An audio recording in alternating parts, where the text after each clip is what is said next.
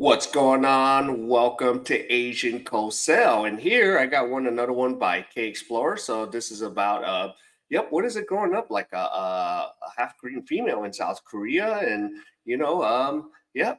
So this is one from good old K Explorer and let's listen in. Nice to meet you too. So where are you from and how long have you been in Korea? Yeah, and the US, but I've been here for about one day. I moved here yesterday. Why did you decide to move back to Korea? So I had never lived here before, but I have some friends here. So I went to an international school in Kenya and a lot of my friends were Korean. So I was like, oh my God, let me just move here. I have some time. I have a year. So let me move to Seoul. Earlier on, you made mention that you were from Kenya. So can you tell us a little bit about your background? Yeah, so that's where I was born. My dad is Kenyan. So I moved back there for middle school and high school. And your mother? My mom's Korean. Where did you actually grow up in? I was born in Kenya, but I grew up in Georgia, in Atlanta. Yeah. And then I moved to Kenya for middle school and high school. Yeah. What's it like, growing up as a mixed person in Kenya and also, in America as well? It's a little bit hard. That's why although I'm a dual citizen, Kenya and the US, I mostly identify with being an American because it is times like being part of a nationality where you don't look like the people.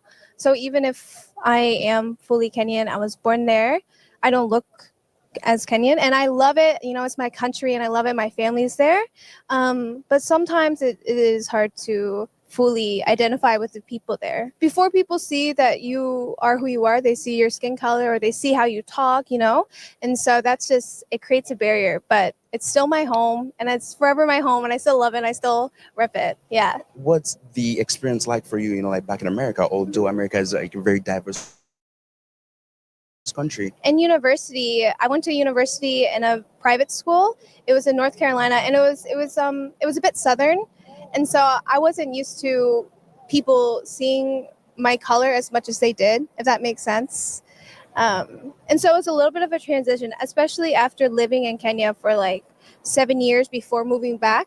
It wasn't as easy as I thought it would. So I made a couple friends, but eventually I was like, okay, I want to move out to the United States. It wasn't really for me. What's a life like for you, back in the States? So I loved living in DC. I was living in DC this last summer. I graduated in May. I really love DC. At least it's very diverse. It's like the capital. And so there's a lot of people from a lot of different backgrounds. So I'll find people who are mixed as well. And I love that. Yeah. Would you say, there's actually a huge mixed community out there in DC? I wouldn't say that I even look for people who are mixed, it's just, you just find people. But I think more than being like ethnically mixed, people are mixed with different like cultures, or they just have a broader understanding of the world.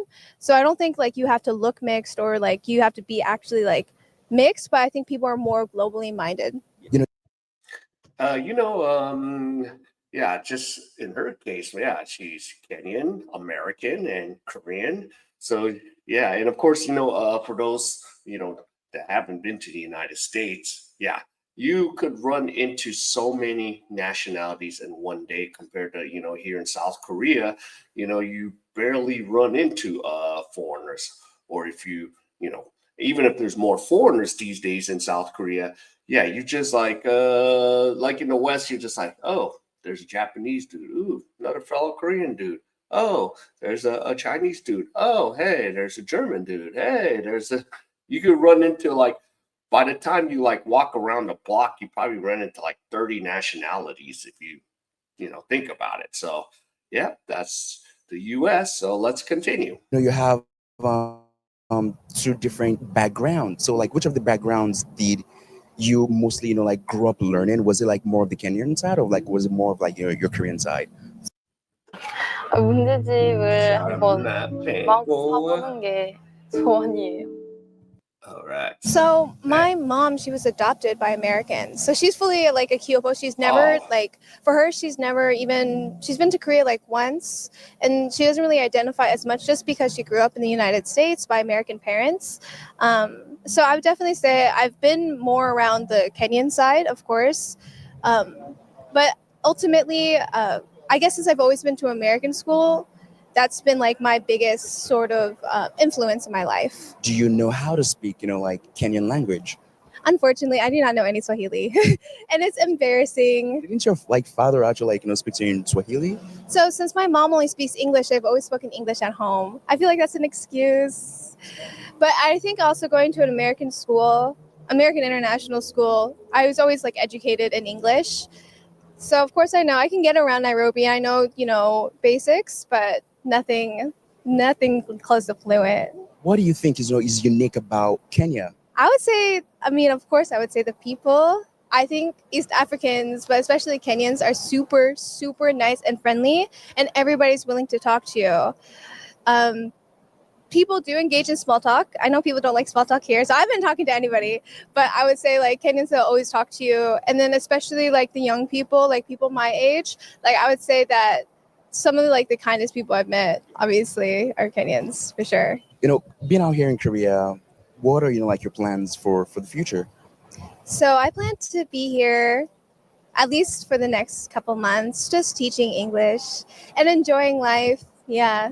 Since I just graduated college, a lot of my friends are either still in school or they're just doing just side jobs. I think it's just a time just to enjoy. And I think Seoul is actually a great place for that because it's cheaper, like cost of living is so much less of a burden compared to Washington, D.C., 100%. It's a lot cheaper. And I would say just like, I feel like I love walking at nighttime and I love just taking walks all the time. And I feel that walking at night is a lot safer here in general. And me living on my own as a young woman is a lot safer here. Yeah. Do you see yourself living in Korea for a very long time? Currently, I want to go back to DC because I have a consulting job lined up.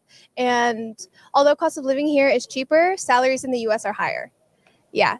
And so I would like to make more money eventually. And I feel like it's better for the long game than just teaching English to have more experience on my resume. So eventually I do need to go back, but I will enjoy as long as I'm here. Being out here in Korea, do you plan on finding your roots, connecting with your roots and all of that? Or So I feel like I don't really have that many roots here or any concrete, I don't have any family here. I would say maybe I would like to create some roots, so I can always come back here. I would like to create some relationships and people that I can always come back to. What's your love life? So yeah, because her mom just kind of grew up a Gilpo like myself. So yeah, I don't think she has too much family. So I see where she is because most Koreans, we always have tons of family here in Korea. So even myself, I have tons of family. So yeah, so we'll see. But let's see what her love life is like.